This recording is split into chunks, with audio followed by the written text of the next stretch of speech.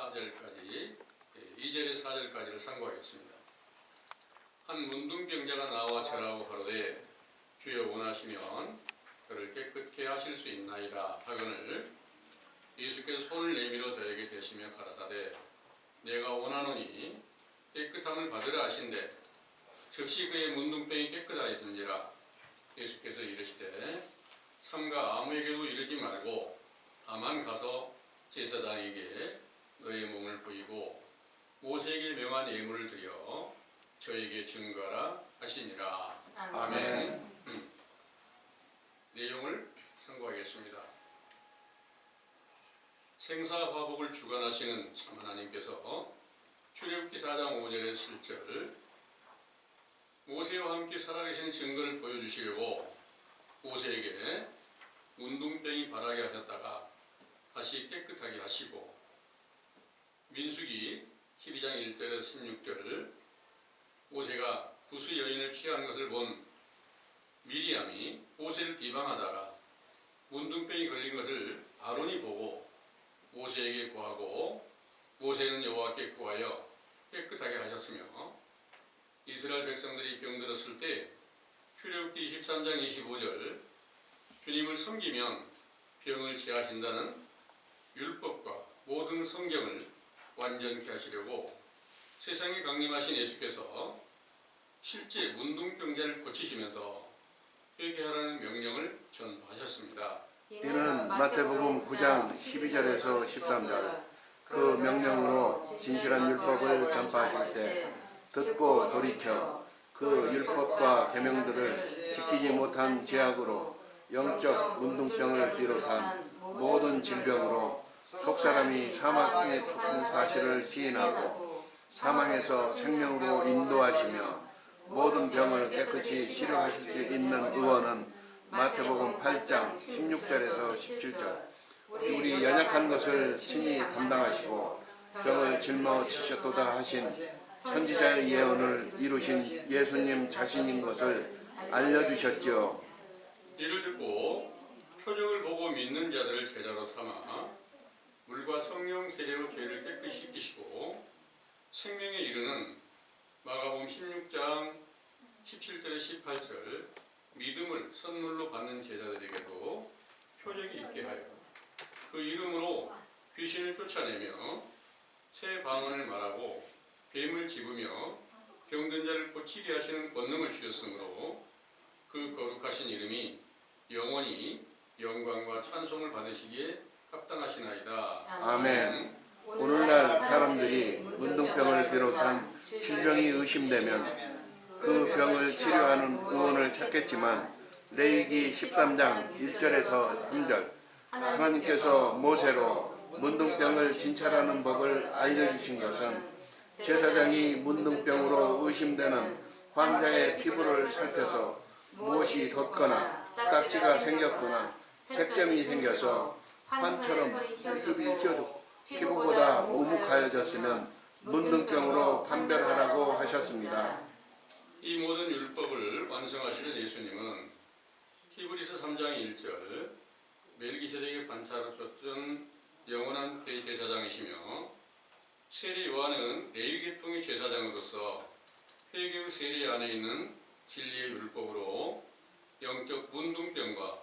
모든 병을 진찰하게 하신 것이죠. 그 율법으로 환자의 피부를 보고 진찰하게 하셨던 일의 기호는 실제 피부가 육체의 생명을 싸고 있는 것 같이 에베소서 3장 16절 모든 사람들 중에 속사람이 있으므로 그 속사람의 생명을 싸고 있는 에레미야 4장 4절 마음, 가죽, 곧 피부가 있고 사무엘상 25절에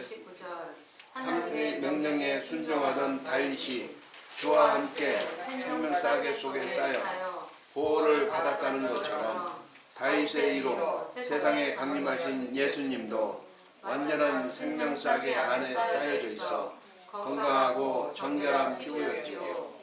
그러나 세상 만민들의 죄를 담당하셨기에 신명기 28장 20절에서 22절 속사람의 피부가 썩어져 버린 재앙으로 문둥병을 비롯한 모든 질병으로 사망에 속한 죄인처럼 드러내시고 모든 사람들 앞에 회개하라는 명령을 전파하셨으므로 죄에 속한 모든 사람은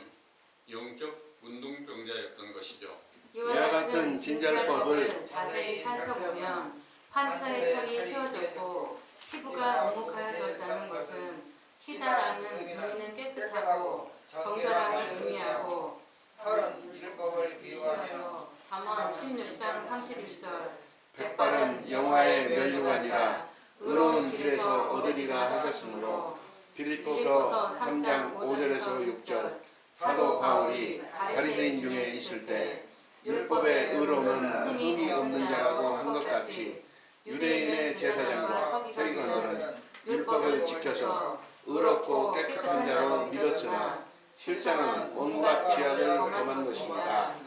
그러므로 진리의 율법을 세우신 제사장인 선지자 세례 요한과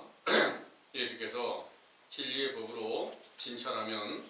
문둥병자의 환처에 피부에 털이 휘어져 있는 것과 같이 백발로 비유한 의로운 율법을 지키는 줄로 알고 있었으나 로마서 2장 17절에서 24절 거짓되고 불의한 죄악의 행위가 드러나게 되므로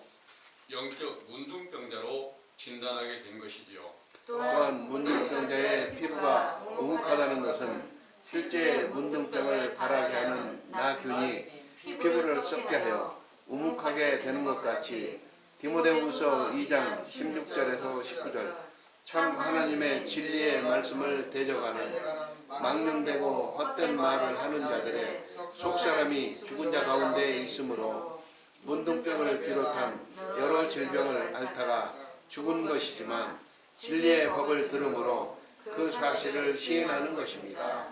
이렇게 죽은 자와 모든 병자들을 깨끗하게 고치시는 예수께서 자기 앞에 무릎을 꿇고 간청하던 실제 문둥병자를 깨끗하게 하신 후에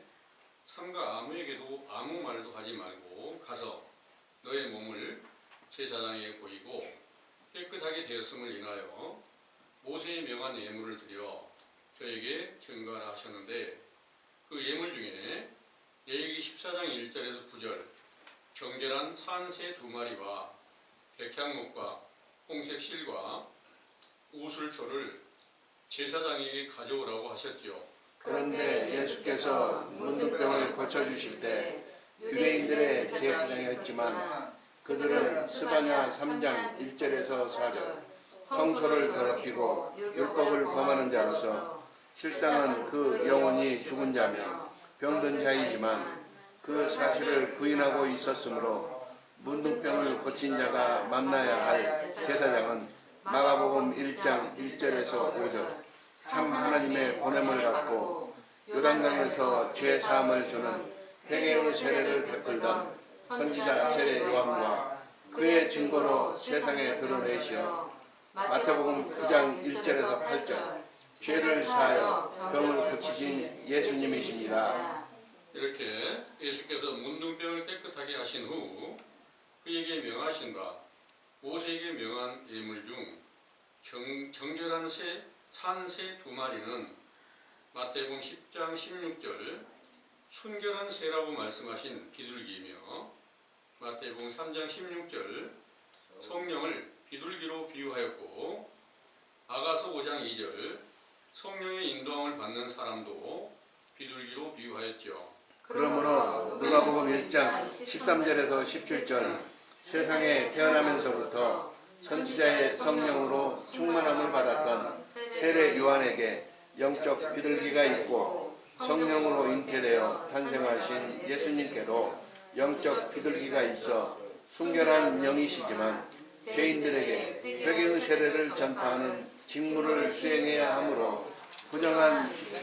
약대 털옷을 입었던 것입니다. 그가 요단강에 세례를 베풀고 있을 때 마태복음 3장 13절에 17절 예수께서 요한에게 나아가 물세례를 받으시고 물에서 올라오실 때 성령이 비둘기같이 임하셨던 일과 아버지의 음성으로 이는 내 사랑하는 아들이요 내 기뻐하는 자라고 들려주실 때 모든 의가 예수님의 육체 가운데서 이루어졌던 것이죠. 따라서 모든 의를 이루신 예수님의 육체 가운데 산새 2마리 곧 비둘기 한 쌍이 준비되었는데 모세의 율법에 레위기 14장 5절에서 9절 제사장이 새 한 마리를 흐르는 물 위 질그릇 안에서 잡게 하고 다른 새는 산내로 취하여 백향목과 홍색실과 우슬초와 함께 가져다가 흐르는 물 위에서 잡은 새 피를 찍어 문둥병에서 정결함을 받을 자에게 7번 뿌려 정하다고 하고 그 산새는 들에 놓으라고 하셨습니다. 이런 일도